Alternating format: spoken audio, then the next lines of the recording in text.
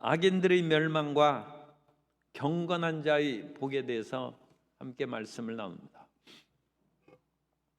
시편 73편은 지혜시로 악인들이 번영하는 것에 대해서 지금 시인이 괴로워하고 있습니다.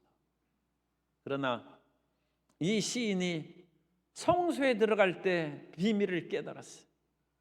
악인들은 순식간에 멸망해버리고 말 것이고, 비록 내가 하나님을 경외하면서도 어렵고 힘들고 가난하지만 나는 끝까지 하나님을 가까이 하겠다는 결단을 내림으로써 시편 73편이 끝납니다. 그래서 시편 73편의 결론이 27절과 28절에 무릇 주를 멀리하는 자는 망하리니, 이 세상에서 아무리 돈 많이 벌고 권력이 높아진다 할지라도 하나님을 멀리하면서 잘 되는 사람은 마침내 망한다는 것입니다. 음녀같이 주를 떠난 자를 주께서 다 멸하셨나이다. 이것은 구약적인 특별히 여자를 무시하는 것이 아니라 그런 표현입니다. 그런 방탕한 자는 결국 멸망하고 말 것이다. 그러나 하나님을 향하여 경건하게 나아가는 자는 지금 어려울지라도 하나님께 가까이함이 내게 복이라. 내가 주 야훼를 나의 피난처로 삼아 주의 모든 행적을 전파하리다. 이 시인의 최종적인 고백은 세상의 온갖 권력, 물질 그런 것을 떠나서 하나님과 가까이 함께하는 그 자체가 내게 복이라는 것을 다시금 깨닫고 자기 신앙의 방향을 재정립했어요. 그래서 이것에 대한 주석은 리오리엔테이션이라고 했어요. 신입생 오리엔테이션 하지 않습니까? 그런 것처럼 다시금 자기 신앙의 새로운 신입생으로 들어가서 다시 리오리엔테이션을 받았다. 내가 하나님 믿고 물론 우리가 부자도 되고 높아지고 지위도 좋아지긴 하지만 그런 것이 문제가 아니라 내가 하나님과 가까이 하는 것이 첫째라는 것입니다. 제가 몇 번 간증을 드렸습니다만 옛날 프랑스에서 정변이 일어나서 왕세자가 도망을 갔어. 자기를 죽이려는 그런 반역도들이 생겨가지고 도망을 가서 농가의 집에 숨어 들어갔는데, 그 농부가 정성껏 그래도 발각되면 자기가 다 죽는데도 불구하고 잘 지켜줬다가 마침내 자기 편 사람들이 그 반대 세력을 물리치고 왕으로 등극하게 됐어.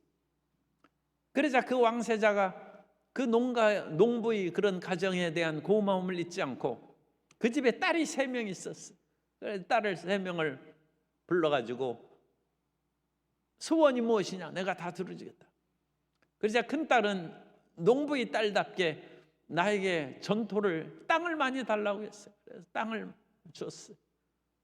둘째 딸은 아마 미모가 있었는지 몰라도 금은 폐물을 좋아했어요. 그래가지고 진주 목걸이도 주고 온갖 폐물로 장식했어요.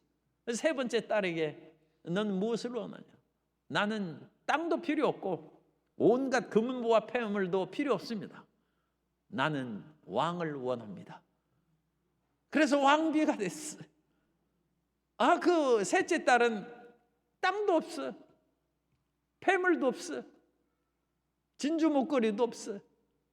그러나 왕을 가까이 한 가장 큰 복을 받았다. 우리가 하나님께로부터 나오는 것들이 여러 가지 좋은 것들이 많이 있습니다만 그걸 보고 교회 다니고 그걸 보고 하나님 믿어서는 안 된다는 거예요. 그러면 시편 73편의 시인처럼 마음이 시험에 들고 흔들릴 때가 있어요. 그러나 하나님과 함께 있고 내가 방언기도 할 때마다 기도가 나오고 아무리 괴롭고 어려워도 몸이 아파서 죽을 지경이 됐는데도 방언기도가 나오면 하나님이 가까이 하신 것이고 우리는 복받은 사람입니다. 아무리 사업이 어렵고 힘들어도 방언 기도가 나오고 하나님께서 나와 함께 하신다는 것을 마음에 깨달아지면 그 사람은 지금 사업이 어렵지만 복받은 사람입니다. 하나님을 가까이 함이 내게 복이라는 것이고, 그 앞절에 있는 악인은 온갖 것을 다 가지고 있어요. 그러나 하나님하고 가까이 하지 않아요. 그들은 망한다는 것입니다. 주를 멀리하는 자는 망하리니 음녀같이 주를 떠난 자를 주께서 다 멸하셨나이다. 그런데 우리가 인간인지라 가끔 시험에 들 때가 있어요. 그래서 이들이 파멸에 처하게 되는데 21절부터 보면 내 마음이 산란하여 내 양심이 찔렸나이다. 내가 이들이 멸망하는 것을 이제 깨닫고 정말 꿈꾼 것처럼 그들은 정말 허무하게 마치 안개처럼 사라져버린 존재임에도 불구하고 그래도 내가 가난하고 몸과 마음이 연약해지니까 하나님 앞에 좀 투정도 하고 그랬다는 것입니다. 그래서 그 마음이 산란하고 어지러운 때가 있었다는 것입니다. 그래서 내 마음이 산란하다는 단어는 히브리어로는 마음이 쉬어지고 발효됐다는 뜻입니다. 내 마음이 쉬고 못 먹게 되고 내 마음이 썩었다는 것이죠. 내 마음이 쉬어져서 부패되고, 또 내 양심이 찔렸나이다 하고 그 번역을 했는데, 여기서 양심이란 단어는 콩팥이란 히브리어를 쓰고 있어요. 그래서 내 콩팥이 찔렸다는 거예요.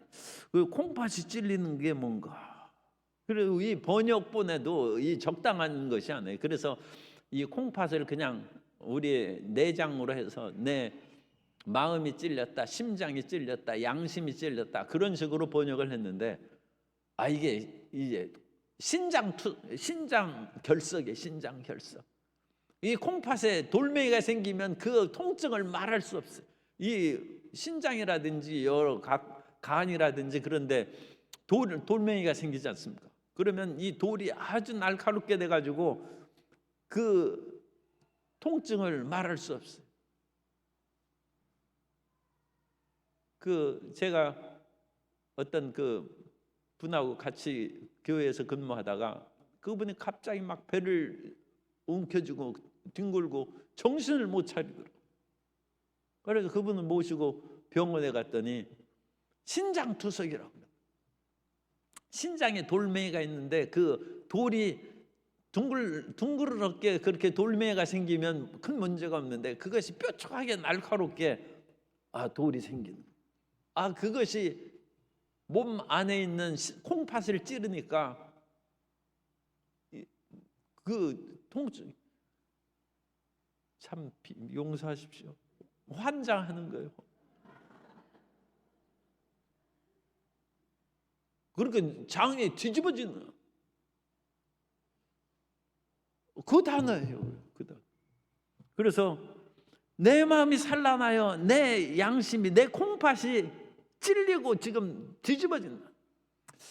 이런 사람이 어디에 있나? 오늘날 뭐 그런 사람들을 이제 찾을 수 있지만 성경에서 찾다 보니까 누가복음 15장에 나오는 큰아들이 그렇더라고요. 그 아버지에게 큰아들과 둘째 아들이 있는데, 둘째 아들은 우리가 하는 것처럼 탕자예요. 집에서 일도 안 해. 그래가지고 큰아들은 성실히 정말 아버지 명령을 어김이 없이 성실하고 부지런히 일했는데, 동생은 맨날 말썽만 피우고 맨날 먼 하늘만 쳐다보고 딴 데 갈 생각만 하다가 결국은 그 인자하신 아버지한테, 아버지 돌아가셔가지고 재산 나눠주느니 살아있을 때 좋은 일 하십시오 하면서 아버지한테 때를 써가지고 돌아가시면 주실 상속분 미리 달라고 하니까 그 아버지가 줬어요. 얼마나 그 아버지를 들들 볶고 괴롭게 했는지. 또는 그 아버지가 이 아들이 이러다가 그야말로 제풀에 죽겠구나 싶어가지고 내가 돈을 잃을지언정 아들을 마음을 살려야 되겠다 해서 그냥 돈을 줬어.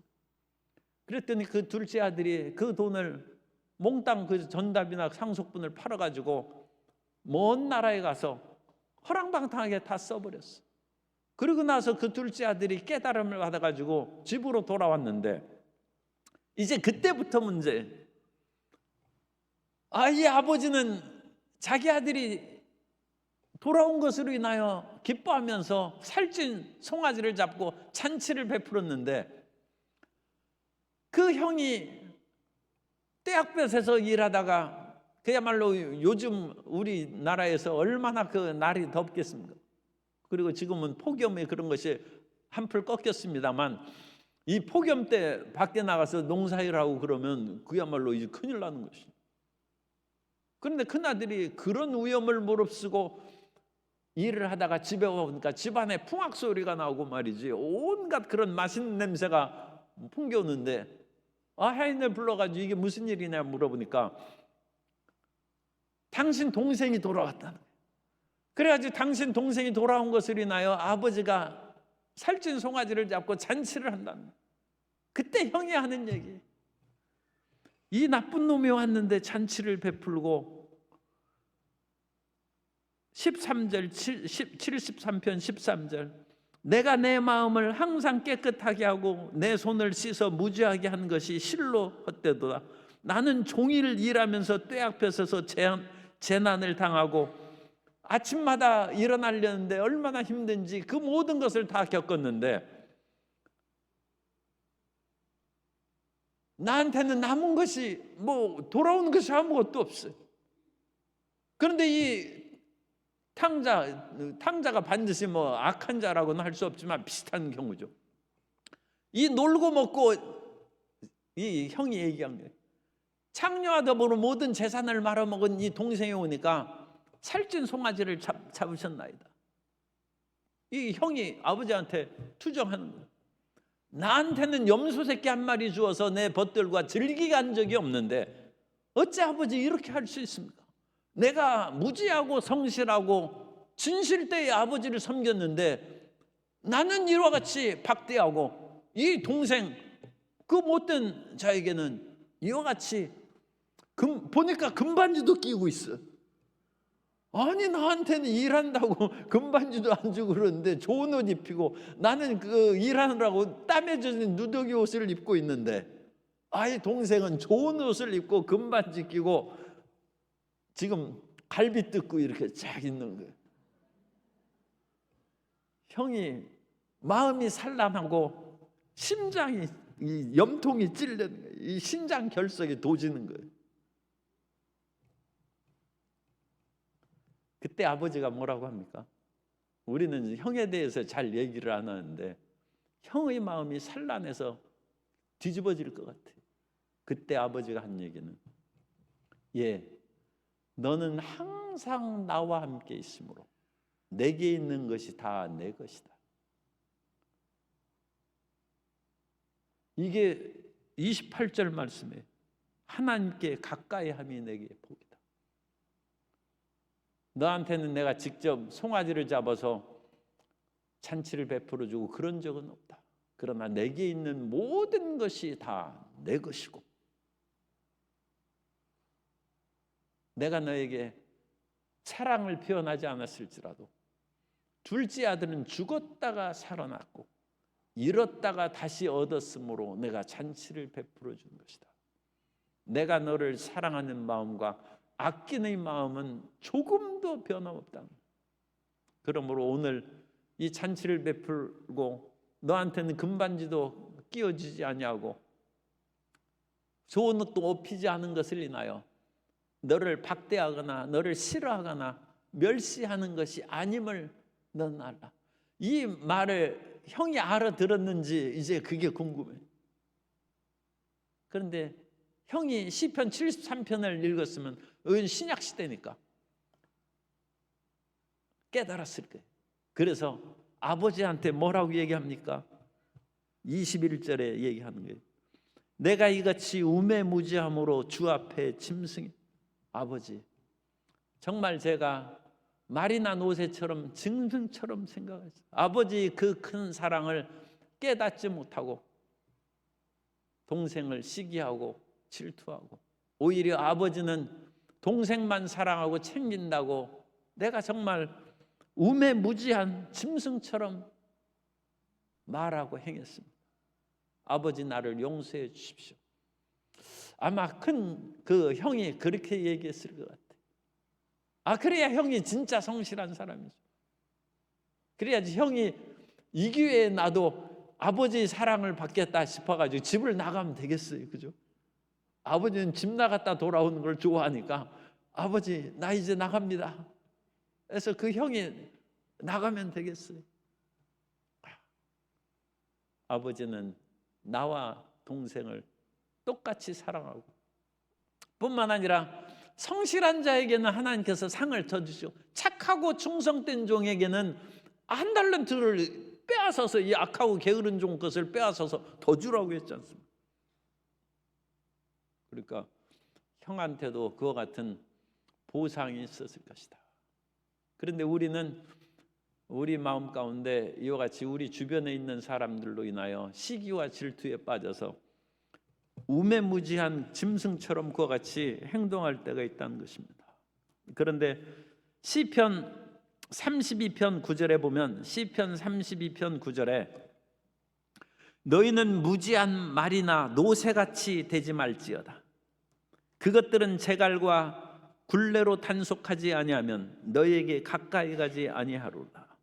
그래서 우리는 가끔 하나님 앞에 이와 같이 말이나 노새처럼 짐승처럼 그냥 떼를 쓰고 그냥 들이받고 하는 그런 경우가 있다는 거죠. 그러나 하나님은 영원히 선하시고 인자하신데 그 하나님의 선하심이 어찌 잘못한 사람에게 선을 베풀고 착실한 사람에게는 푸대접을 하고 그럴 리가 있겠습니까? 하나님은 우리가 성실하고 열심히 일한 만큼 더 하나님의 예비하신 풍성한 복을 내려주실 줄 믿습니다. 그런데 우리가 잠시 있는 이와 같은 악인의 번영으로 인하여 우리가 시험에 들고 마음이 산란하면 이건 내가 정말 이제 마음이 산란해서 나 교회 안 나간다. 나 학교 안 갑니다. 학생들은 그런 식으로 이제 버티고 그러는 것이죠. 왜 마음이 산란한 거예요. 그리고 그 마음이 아픔도 있죠. 그러나 그것은 우매무지한 것이다. 그래서 우리는 어떤 일이 있어도 23절 내가 항상 주와 함께하니 주께서 내 오른손을 붙드셨나이다. 우리는 어떤 일이 있어도 주를 멀리하지 말고 힘들고 어려울수록 주를 붙잡으라. 그것이 경건 배가 운동이라고 요즘 계속 말씀하는데 요즘 경건 배가 운동을 용어로 제가 만들어서 이제 표현을 하니까 자꾸 얘기하는 것이고 신앙의 근본이 그겁니다. 신앙의 근본이 아무리 어렵고 고통스러운 일이 다가와도 우리의 살 길은 하나님밖에 없습니다. 하나님 외에 살 길이 있다고 생각하는 사람은 그 사람은 믿음이 좀 이상한 사람입니다. 하나님 외에는 살 길이 없습니다. 그래서 우리가 예수 그리스도의 아버지 하나님을 믿는 것이고 내가 하나님밖에는 살 길이 없다고 믿고 왔는데도 하나님이 나를 푸대접해도 계속 그냥 붙잡고 살아야 돼. 옛날에 그 못된 시어머니가 있어도 친정집에 보따리 싸고 들어가면 시어머니가 쫓아내는 거예요. 시댁에 가서 죽으라는 거예요. 거기서 떨어지지 말고 붙잡고 일어나. 감나무 꽃이 떨어졌을 때 이 감꽃이 비바람에 떨어지면 그건 말짱 아무 소용없어요. 죽어라고 붙어 있어요. 끝까지 붙어 있으면 감이 태양의 열을 충분하게 받은 그 모습이 그게 홍시입니다. 그래서 감은 원래 홍시로 먹어야 돼. 그래서 하늘의 열기를 충만하게 받은 그 표시가 홍시감으로 드러나는 무르익고 완성된 것입니다. 그래서 우리는 끝까지 하나님 앞에 붙어 있어요. 우리의 죽고 사는 그것이나 병 아프고 사업이 어렵고 그런 것들이 아무 문제가 아니에요. 우리의 절대 희망이 예수님께 있고 하나님께 있은즉 무슨 일이 있어도 하나님께 붙어있는 저와 여러분 되시기 바랍니다. 사람이 싸울 때는 내가 이 회사 아니면 뭐 일할 데 없는 줄 알아 그래가지고 사표 내고 나가면 돼. 그러나 내가 이 교회 아니면 다닐 교회가 없는 줄 알아. 그 사람은 병든 사람. 이 교회 아니면 다닐 데가 없습니다. 왜냐하면 하나님께서 이 교회에 우리를 부르셨기 때문에. 그러니까 눈으로는 교회를 떠나는 것이지만 마음으로 하나님을 떠나서는 살 길이 없다는 것입니다. 그래서 아무리 마음이 산란하고 어려워도 내가 항상 주와 함께 하니 그러면 하나님께서 내 오른손을 붙드셨나이다. 하나님이 붙드시는 것을 이제 체험하는 거예요. 그래가지고 내가 어떤 일이 있어도 시어머니나 시댁에서 힘들고 어려워도 내 못 나갑니다. 그러면 남편이 내 오른손을 붙잡아 주는 것이죠. 그래가지고 조선 그 어려운 시대에도 사람들이 인구가 번성하고 계속 잘 살아왔어요. 나라를 이끌어가는 사색 당파 때문에 나라가 망했지 그 시대 시집살이가 괴로워서 조선이 망한 게 아니에요. 시집살이가 아무리 어려워도 이 나라의 그런 믿음이 강한 며느리들과 여인들이 나라를 지키고 임진왜란 때도 그와 같이 나가서 싸우고 행주치마에 돌멩이 날아가지고 싸우고 그랬어요.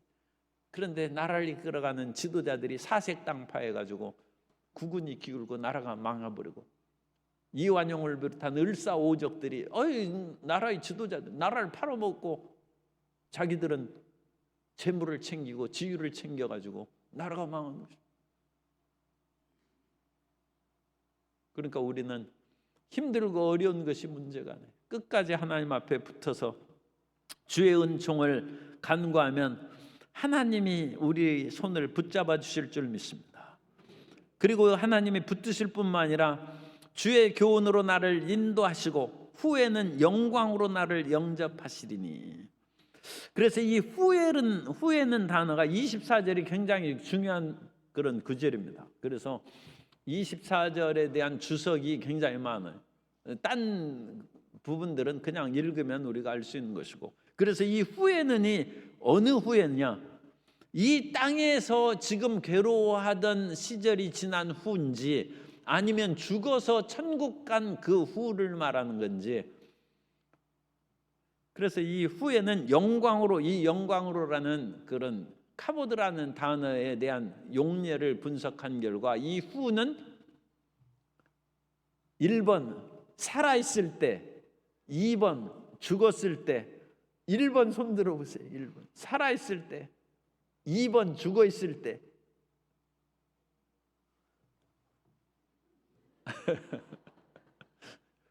이 두 가지 다 맞는데 문자적으로는 살아있을 때입니다.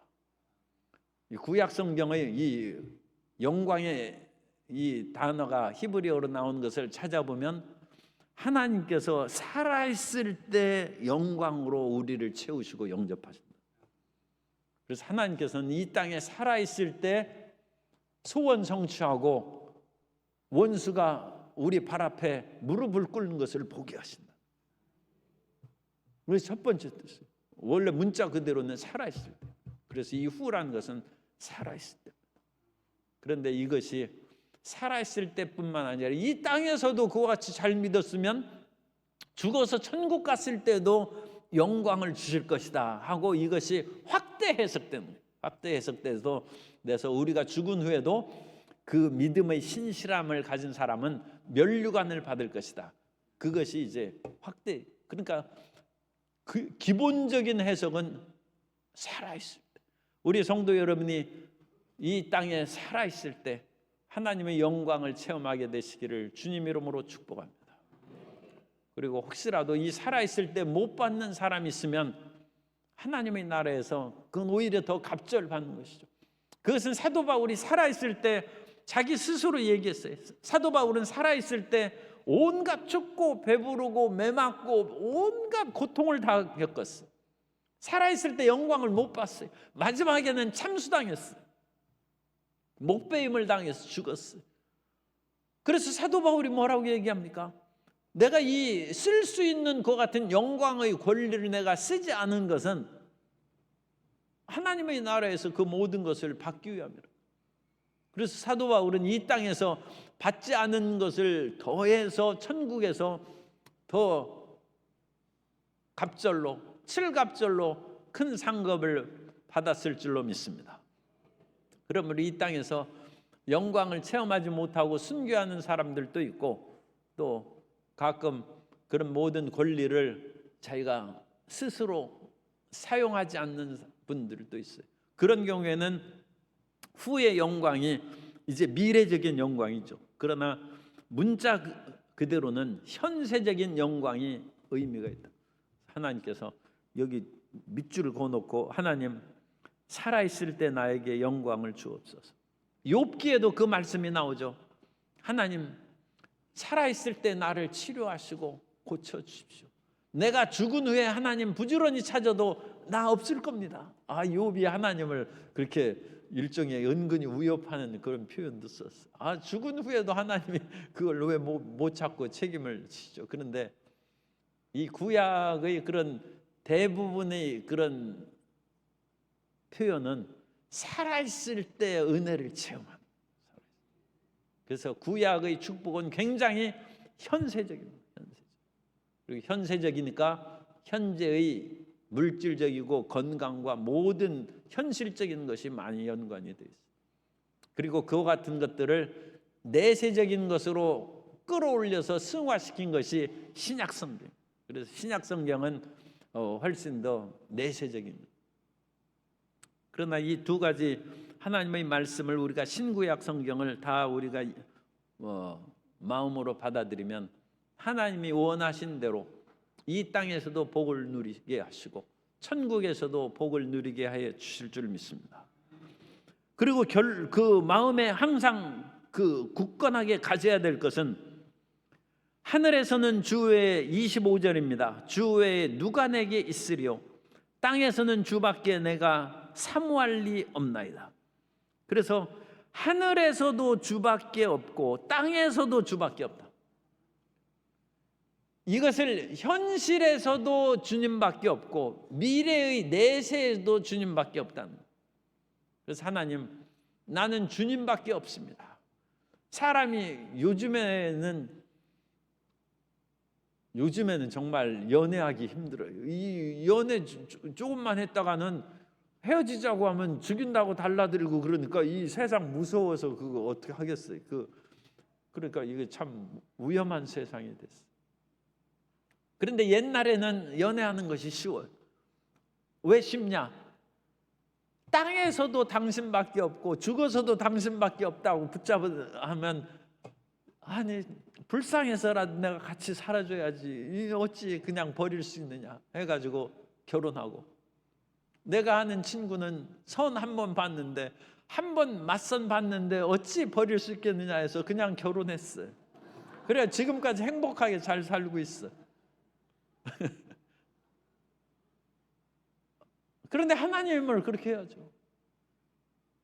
하나님, 땅에서도 세상에 권력이나 돈이나 그런 것을 하나님이 주시지 않는다 할지라도 땅에서 주밖에 없다는.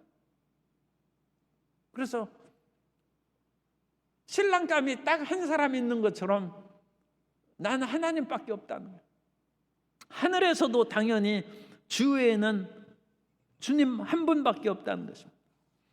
오늘날 이와 같이 한 분 아니라 온갖 그런 사람들이 많이 있는 그런 분들이 있어요. 그래서 옛날에 이제 동가식 서가숙을 그렇게 얘기하지 않습니까? 동쪽에서 밥 먹고 서쪽에서 잠을 잔다. 사람이 양다리를 쥐고 왔다 갔다 하는 거예요. 그런데 조선 초에 이제 나라를 세운 그런 개국 공신들이 연회를 열었어요. 그래가지고 그 파티에서 이제 기생이죠. 설중매가 있는데 개국 공신 가운데 한 그 사람이 이 설중매가 기생이니까 그냥 설중매의 손을 잡으면서 그 희롱을 했어요. 듣지 않니 기생은 동쪽에서 밥을 먹고 서쪽에서 잠을 잔다니까 오늘 나와 함께 밤을 보내는 것이 어떻겠느냐 하니까 설중매가 이렇게 쳐다보더니 나으리께서는 어제는 고려의 왕을 섬기고 오늘은 조선의 왕을 섬기니까 저하고 죽이 딱 맞습니다. 어찌 밤을 보내는 것을 마다할 수 있겠습니까? 완전히 그 대신이 그야말로 설중매한테 한 방 얻어맞은 것이죠.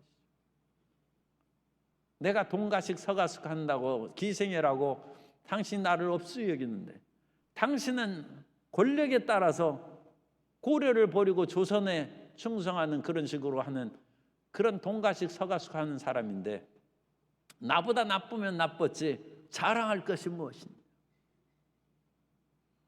그런데 우리 예수님 믿는 사람은 동쪽에도 하나님밖에 없고 서쪽에도 하나님밖에 없어. 그래서 절대로 배신하거나 변절하면 안 돼. 하늘에서 하나님밖에 없고 땅에서 주밖에 없습니다.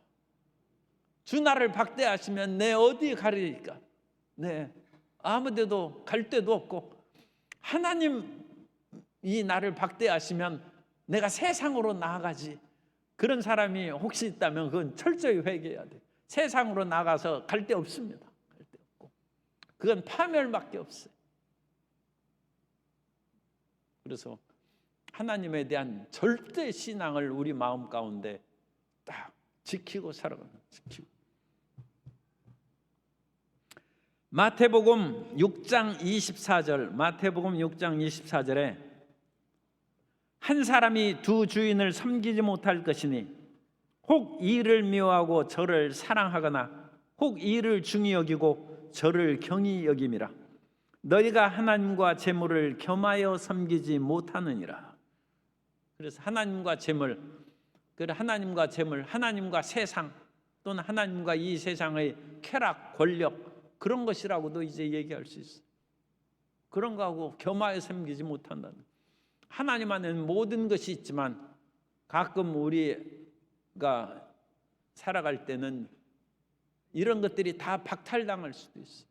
그러나 우리는 하나님과 가까이 하는 그 한 가지만으로 주님을 신뢰하고 담대한 믿음으로 전진해 나아가야 될 줄로 믿습니다.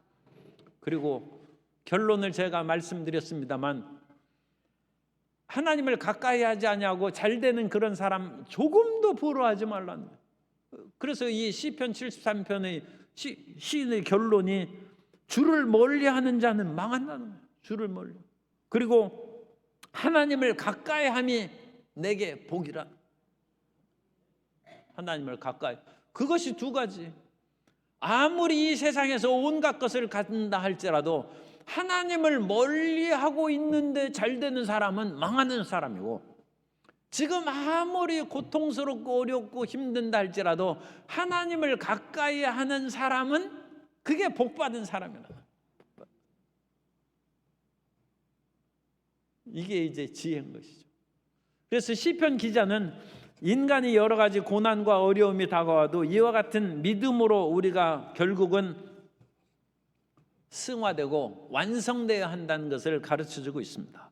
그래서 시편의 인간은 고난의 인간입니다. 시편의 인간은 고난받고 괴로움이 가득한 인간이에요. 그래서 시편 13편 1절 이하에 보면 야훼여 어느 때까지니까 나를 영원히 잊으시나이까 주의 얼굴을 나에게서 어느 때까지 숨기시겠나이까 그러니까 나의 영혼이 번민하고 종일토록 마음에 근심하기를 어느 때까지 하오며 내 원수가 나를 치며 자랑하기를 어느 때까지 하리까. 시편의 시인은 이처럼 원수에게 시달림 받고 하나님의 기도 응답이 금방 다가오지 않는 고통 가운데 이제 살아가고 있어요. 그런데도 불구하고 시편의 시인은 하나님 앞에 끝까지 기도하는 거예요. 그래서 시편 42편 1절 이하에 보면 하나님이여 사슴이 시냇물을 찾기에 갈급함같이 내 영혼이 주를 찾기에 갈급하니이다. 내 영혼이 하나님 곧 살아계신 하나님을 갈망하나니 내가 어느 때에 나아가서 하나님의 얼굴을 배울까. 아무리 어렵고 힘들어도 갈급한 사슴이 시냇물을 찾은 것 같이 하나님을 끝까지 찾고 찾으면 하나님이 우리를 만나 주십니다. 그래서 하나님을 만나면 하나님에 대한 감사 찬양을 하는 거예요. 그래서 기도하는 인간, 첫 번째는 고난의 인간이고 두 번째는 기도한 인간이고, 기도한 인간은 반드시 응답받을 줄 믿습니다. 그래서 응답받은 것이 세 번째, 찬양하는 인간이에요. 그래서 시편 34편 1절 이하에 보면 내가 야훼를 항상 송축하며 내 입술로 항상 주를 찬양하리이다. 내 영혼이 야훼를 자랑하리니 곤고한 자들이 이를 듣고 기뻐하리로다. 이 시인은 다윗이 골리앗을 물리치고 블레셋 사람들로부터 이스라엘을 건진 후에 사울 왕의 질투를 받아가지고 쫓기고 도망다니다가 어느 날 가드 왕, 블레셋의 가드 왕 아기스에게 도망갔어요. 그래서 아기스 왕에 피신했을 때 아기스 왕의 신하들이 이 사람이 그 사울은 천천히요 다윗은 만만이라고 하는 그 영웅 다윗 아닙니까? 이 기회에 죽여버립시다. 그러니까 다윗이 그 소식을 듣고 침을 흘리면서 미친 체하고 대문에 끄적거려. 그 옛날에도 미친 사람 이렇게 보면 뭔가 땅에다가 쓰고 뭐하고 그러는데 그 사람 이제 그런 글자를 연구하면 그 신비한 글자가 될 수 있어요. 그래가지고 다윗도 뭐를 그적거리고 이제. 그래서 아기스 왕이 그것을 보고 아니 이 나라에 미친 사람이 없어가지고 이 사람까지 쫓아내라. 그래가지고 다윗이 겨우 살아났어요. 겨우 살아났으면 하나님 내가 그야말로 내가 체면도 있고 상당히 대단한 사람인데 내가 침도 질 흘리고 미친 척 해가지고 쫓겨나서 겨우 목숨을 부지했는데 이런 비참한 꼴로 나를 살게 하시네. 하나님 정말 너무하십니다. 다윗이 그럴 수도 있어요.